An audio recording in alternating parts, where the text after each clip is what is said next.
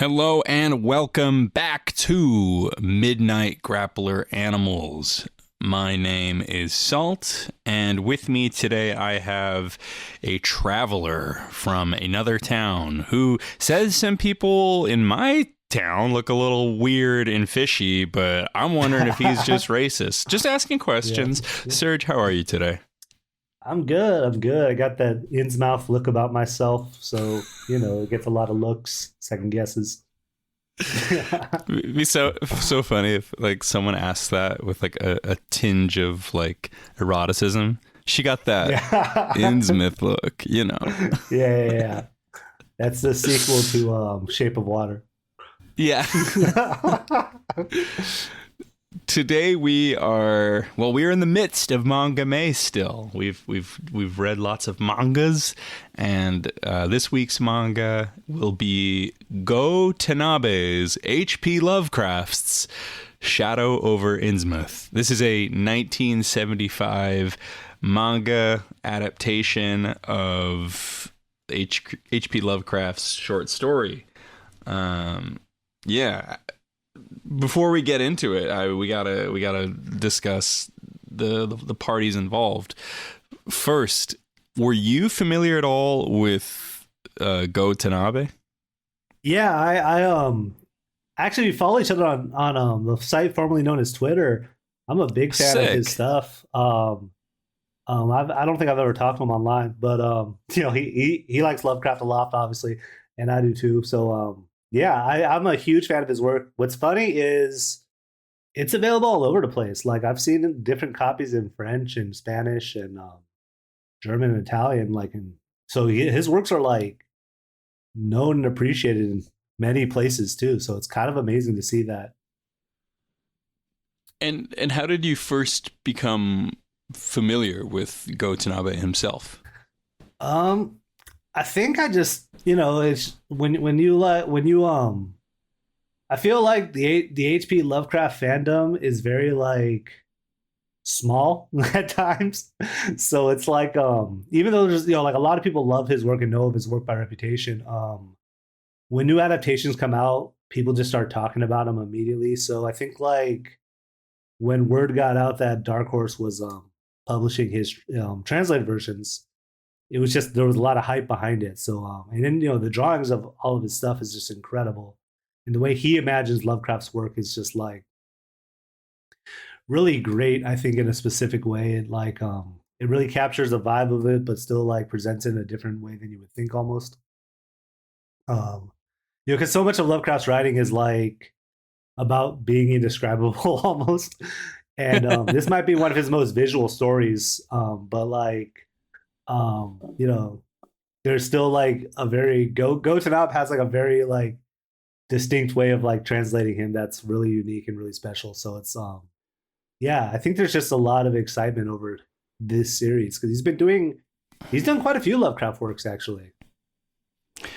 Yeah, I was looking at his Wikipedia. It seems the majority of his work is Lovecraft adaptations. Yeah, I think he just found a niche and was just like, you know what? This is printing money. Yeah. There's a French artist that does it as well, who's Francois Berenger. He's great too, but he has a very different style. So I think between the two of them, you kind of get the very distinct differences of Lovecraft adaptations in modern comics. Yeah, I'll have to check out his work too. I personally had never heard of Tanabe before this, so this is a really cool exposure to him. I want to touch on something you said a minute ago. Like the challenge of adapting Lovecraft's work, especially when it's meant to be indescribable, right? Like, Yeah. I had read this story, and even with a lot of fiction and a lot of good fiction, and I would say this is good fiction, I struggle with a paucity of imagining the settings and the characters sometimes. Sometimes I can do it, sometimes I can't.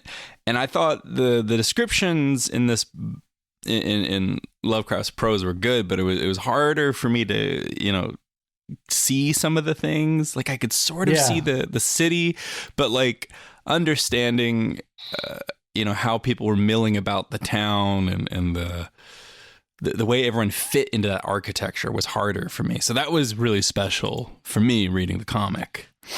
Yeah, I think so. Yeah, I think this is also one of those ones that's really strange because a lot of like Lovecraft stuff is like exoticized, or it's like an underground tomb, or like in the Antarctic, or like at like the corner of your eye you're seeing something. Whereas this one's like him describing a distinct area of America too. So I think that's like what makes this one particularly funny as well. Is like this is the horror of Massachusetts. Like, well, the level of research that Tanabe did is so impressive to capture, not only this specific seaport town of Massachusetts, but to be able to capture a seaport town in Massachusetts from the early 20th century that had mostly stalled in industrial progress since the mid 19th century. Like, impressive amount of research no matter what, but even more daunting before the internet. Like, this is from 75. I have a lot of questions on how he would have gathered all those materials living in Japan. Yeah. It's awesome. Yeah. I mean, it's fascinating. I think I think it's also particularly funny because like, especially with Lovecraft, right? Like, his influence is so like distinct and felt like in almost any genre at this point. I mean, like, so even if you haven't read Lovecraft, you've like seen his works, whether it's through Bloodborne or through like The Thing with John Carpenter, or right. And even on just video games, you got Resident Evil, Silent Hill. That's all from Lovecraft. Yeah. And like Junji Ito, and like like there's just so much like Lovecraftian stuff. And like recently, of course, like Lovecraft Country was a show, the show, and just like any horror basically deals with the Hellboy. It's like, so it's like very like amazing to see him like take this work and that we've seen a million times now at this point, and just kind of like present something incredibly different with it. I think that's also like really fascinating to think about. Yeah, I'm going to make a statement that I hope is not controversial, and I also don't want to sound high and mighty about it, but I feel like you listed a lot of the good Lovecraft adaptations there. Yeah. I feel like a lot of the Lovecraft stuff, maybe even the majority, and specifically like people taking inspiration, not adaptations. A lot of those people riffing on Lovecraft, they don't get what it's about. Like a lot of it's like, oh, Cthulhu's crazy looking, right? Like he's basically a kaiju. Like that's what I always get out of it. Oh man, I'm like, that's totally not the point. And like what I loved about this manga is like it does get it. I mean, obviously it's an adaptation. It has to. It's supposed to do that. But I mean, what I'm saying is, Tanabe really enjoys the smaller details, the quieter moments, and that's what you have to get. That's one of the necessary ingredients for doing Lovecraft right. Yeah, I mean, this is like the whole point of the adaptation, I think, too, is like, like I don't think you can adapt this particular story in a way that like, emphasizes some of these like weird like fake ideas of Lovecraft that kind of have existed now, like.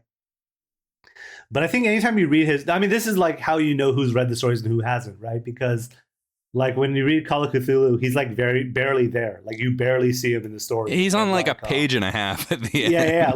Like the guy catches a glimpse of a shadow and it drives him insane. And that's like the whole point. It's like you never actually see what this character is. And I think that's like what makes some of this so great, is because like when you encounter people that like actively have read and engaged the work, they there's a weird quality there, and it's like not like people that suck at it haven't read the work, but like again with this particular one, I think there's like a specific understanding that some things are better left implied. So I think like the way he like depicts like the people of Innsmouth and like their look and stuff like that is not like something's wrong in the way that Lovecraft describes it too, but like it doesn't come out and say it. And I think that's like what makes these adaptations so great is like, he's treating it like the normal story it is, presented, not like what we know it to be now. Yeah, no, I would agree with that, and I think he also manages to do that. He doesn't put it all out there, but he does get to draw some of that really fun stuff. Like, yeah, particularly like, say when Zadok Allen is giving the extra backstory, and you get to see these ancestors of these fish people. Like, it's such a great excuse to draw some really gross, terrifying creatures. Some really wild bits, yeah. Oh man, yeah, it's so good. It's super funny to see. Like, I feel like it's been very funny to see like the Lovecraft revival in some ways right now, with all this stuff, and like for this stuff to be republished and people just like rediscover like everyone's favorite racist, I guess, is kind of amazing. Yeah, I had read this book before a few years ago, and reading it again with pictures, lit up some different parts of my brain. One of my thoughts was like, oh yeah, this is a classic case of like, can conservatives or can bigots make good art? Yeah. And I would say yes. Like this shows that it's possible. Yeah, I mean, it's also funny because yeah, I mean, as much as people want to paint art as intrinsically a good for society and stuff, Lovecraft does make the case for the opposite. And but like what's funny also is like I don't remember when this one came out, but it might have been around this time, I think. Yeah, I think this was towards the end of his life where he started, and when race science started figuring out there was no difference in race, because he was a very strong believer in genetics, like superiority and like white racism and all that. And as they started realizing it wasn't, like what they thought it was, that first initially horrified him and like drove him crazy, like the idea of that. And so I think this book comes out around that time, where like he's realizing there isn't a difference. So like as horror, like, and spoilers if you haven't read this story from the 20s or the 30s, but like I think that's why the ending is so good, where he's like horrified about these people, and then he realizes, oh crap, this is my ancestry. It's like like this whole like, I think this is why like ultimately people just won't abandon Lovecraft despite everything, is because got things like that where it's just like I was held together by my hate, and when it didn't make sense, it drove me crazy. But like like it's like this super funny like realization of like he had no choice but to become woke and turn him into a fish person, I guess. So many such cases. So for those of you listening, I think yeah, I think what we're talking about here is humanity, like specifically seeing the humanity in others. Like I understand why there's a reticence from certain progressives to admit that there can be good art from conservatives, right? It's like, if there's someone who refuses to see the humanity in people around them, then why should I see the humanity in their artistic output? And to that I'd say that's why Lovecraft is a good example, is because he does have a humanity and a vulnerability to his work that certain conservatives would be incapable of ever imbuing into their artistic projects. Yeah. And I mean, like, I know he said towards the end of his life that he kind of regretted a lot of his racism, which I mean, I don't think necessarily redeems it, but I think that does add a whole wrinkle to this, that for all his flaws, this was a man who was like trying to do what he thought was like the right thing. And like, I think that's what makes it even funnier almost, right? Like it led him in a terrible way. Right. And then it like, once he realized that was the wrong way to go, that made him feel even worse about it. And like Right. that's what makes it even funnier, like with this story where it's like this guy who like is disgusted by these people that realize, oh, I'm just as terrible. So like there's like this funny like realization of like, oh, we're not all good. We're all actually freaking monsters and disgusting. And like, We're like, so all it's like part black, and he lost his mind. like there's this horrible like this horrible funny thing of like of something like the Nazi sketch, you know, are we the baddies kind of moment. And like, but it's like realizing, oh, all those monsters I saw were actually the monsters. And like in like a really funny like, and you know, like so I think it's like incredibly funny the way it goes about it too, even though obviously it's not supposed to be funny in the story. But when you describe it to anybody, it just feels like a weird comedy in some ways too. So it's like it is very funny. Yeah, I agree. Well, you know, as to that point of like, you know, his changing attitudes, I'm less concerned with redeeming Lovecraft the guy and more just, you know, trying to understand people with different opinions than me, right? Like, you know, like he's vile, but he's not like, you know, he's not like someone that I would consider one of the most evil men of his time. Like, you know, the most evil man of my time, one of them is Netanyahu. One of the most evil men of his time is Hitler, right? And with him, it's like he did support Hitler, but then he like came around. He's like, no, wait, this is bad. And like, you know, I find that very relatable. Not that I went through a Hitler phase, but I do see. You heard it here first, kids.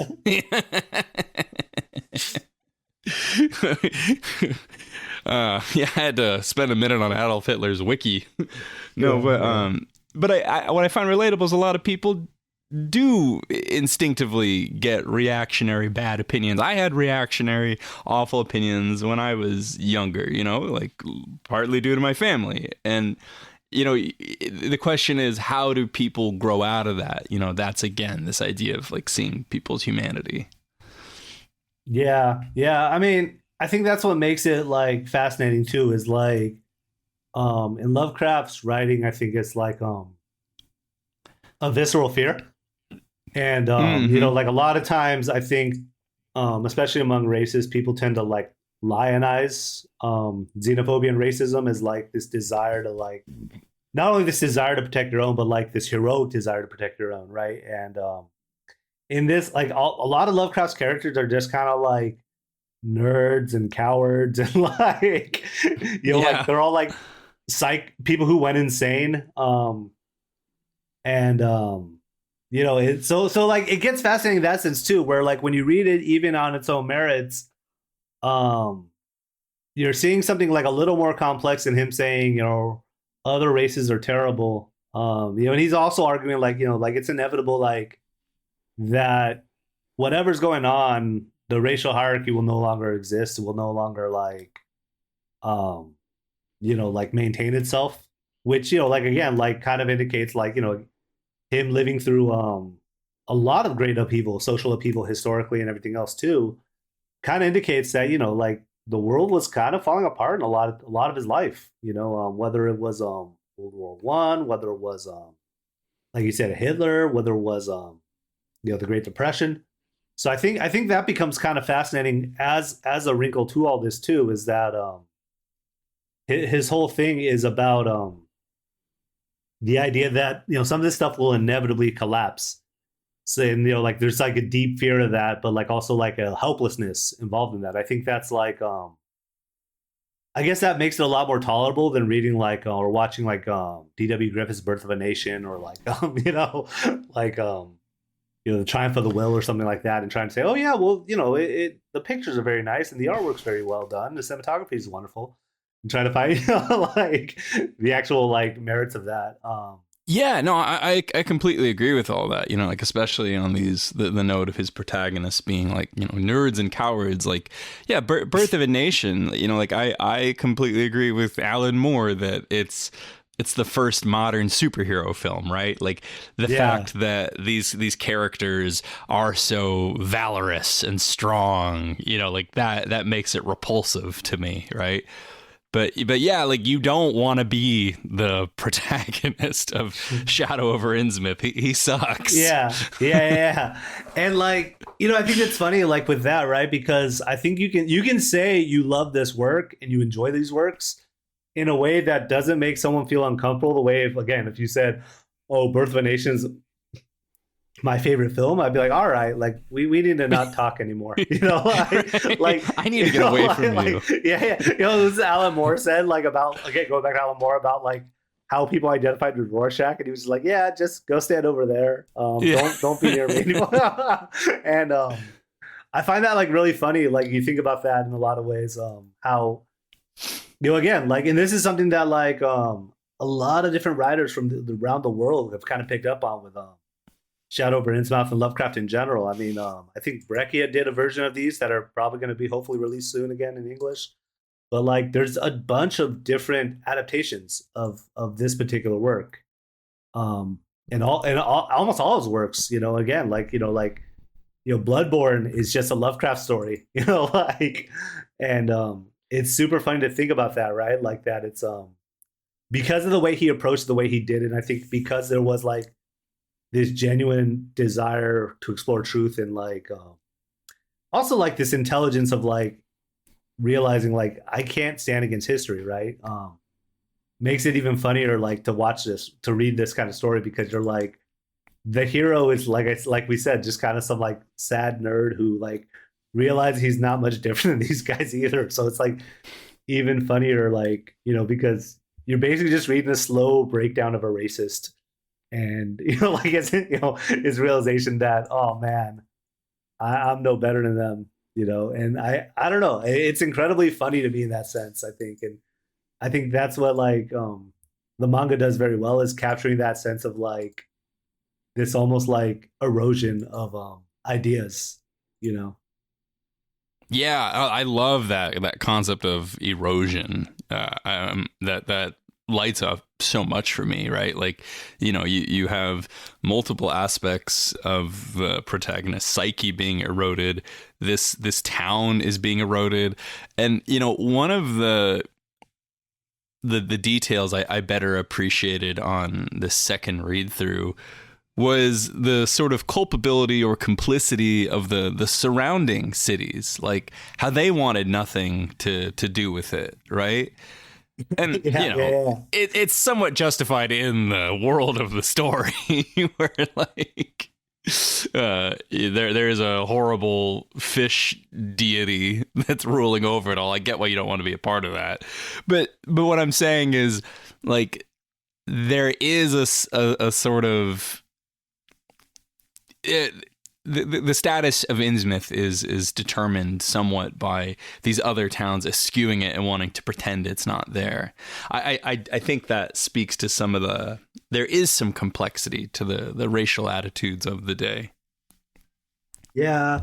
And I mean, like, I think what's funny about this also is like, because I've been talking to people, because we were reading this, and I was talking to some other friends over the week, and it's like, it's funny to think about it, because as much as we like go, oh man, Lovecraft's ridiculous and the story is so absurd, but I'm also like, our current U.S. president was elected by a coalition of cults, so it's like a very like, it's a very hard thing to like see this and like laugh the same way I might have in like 2015 or 2014 at this point, or even like 2020. Like the second go round just feels like it hits much harder. So it feels even funnier now to like read Lovecraft in contemporary times, where you do have like this very weird, bizarre like moments. And, like we talk about Netanyahu and some of these other things, like where it does feel like sometimes like you're going crazy as you're like watching these things, but you're also like, oh man, I'm part of this weird world too. And, oh no, I'm a fish person too. Yeah, that idea of cults is really crazy 100 years later, because I don't know the extent of Lovecraft's activism, but I do know he was a very dedicated writer, and I think if you're writing fiction and your fiction doesn't outright say kill the insert race here, then like write whatever you want, right? And Yeah. what's so crazy to juxtapose that against is QAnon, because I think for Lovecraft, like it was more like his ideas, or his racial ideas and his politics snuck through. I do think he really just wanted to be a sci-fi writer who kind of had like racist Tourette's, you know, or he just couldn't help being racist, but he was interested in writing sci-fi first and foremost.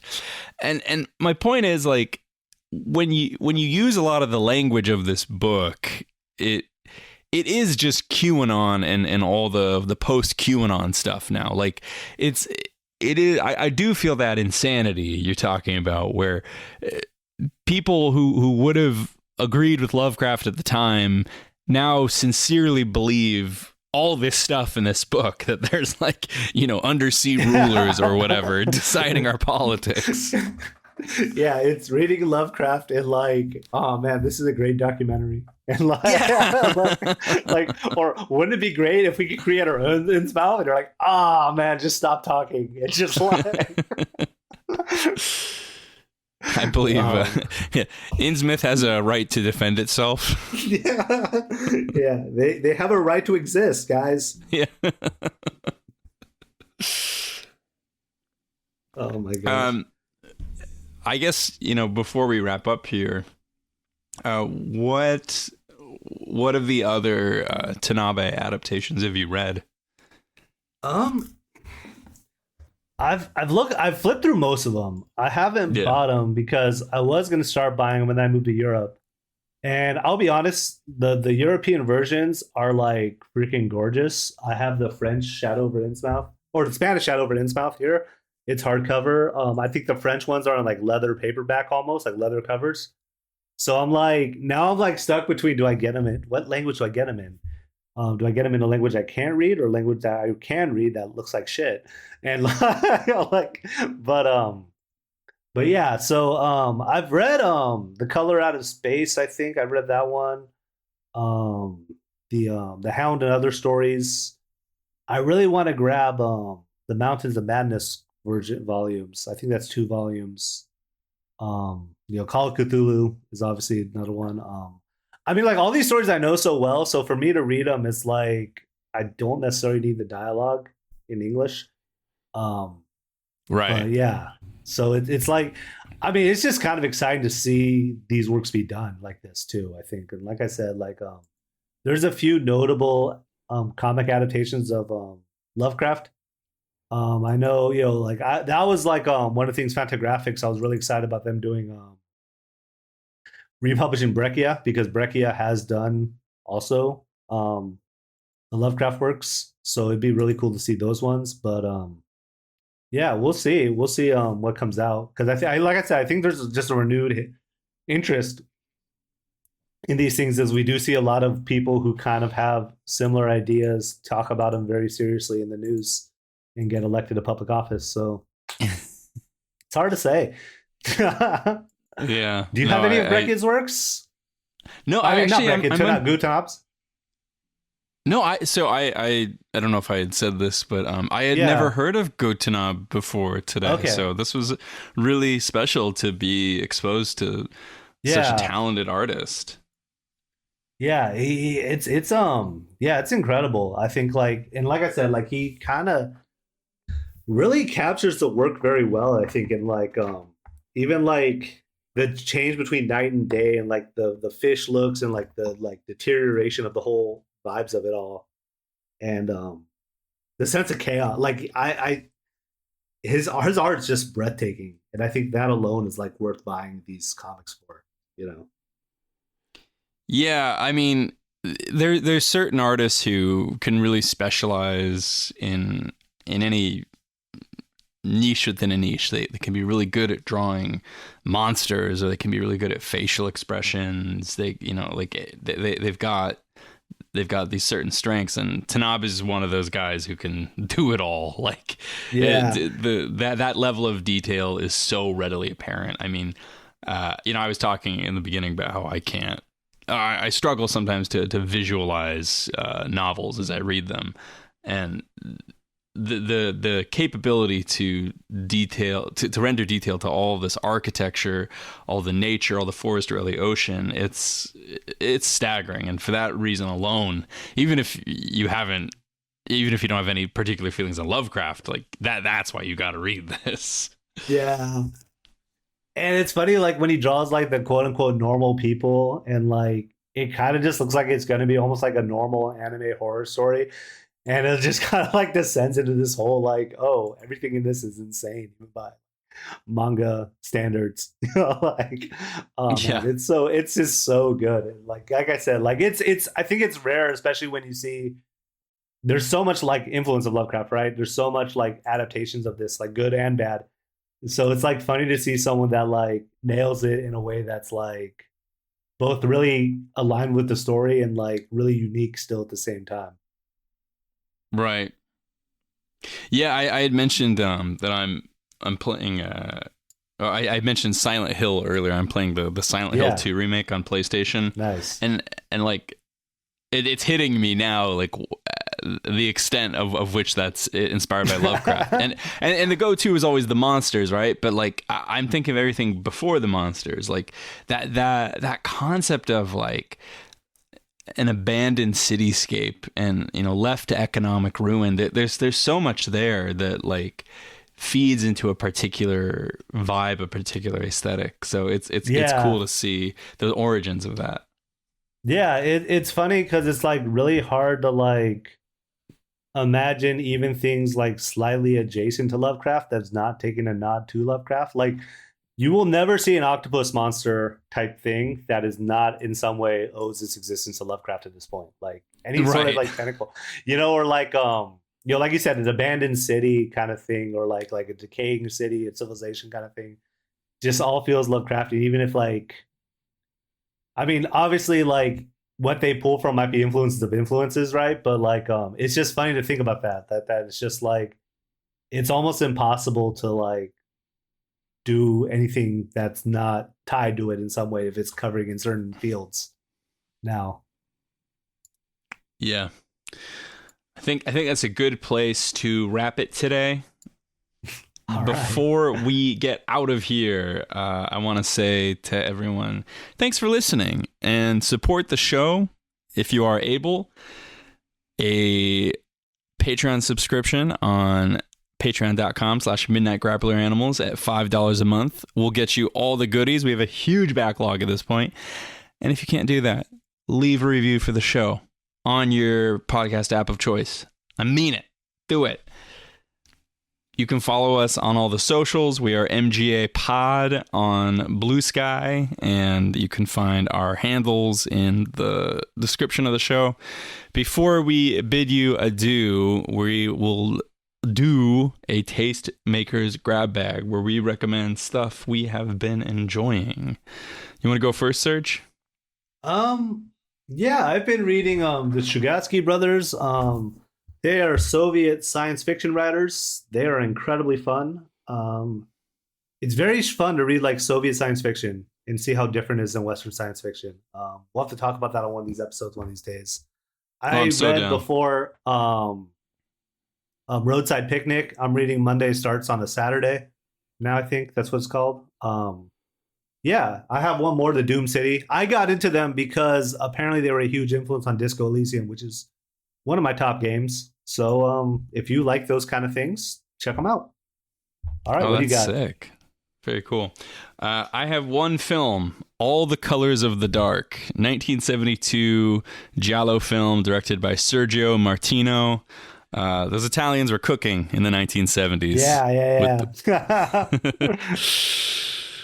Yeah, that's it from me. All right. Well, this is, I believe, our second to last Manga May, and we'll catch you next time for the next one. Until then, thanks for listening, and keep on grappling. Keep on grappling.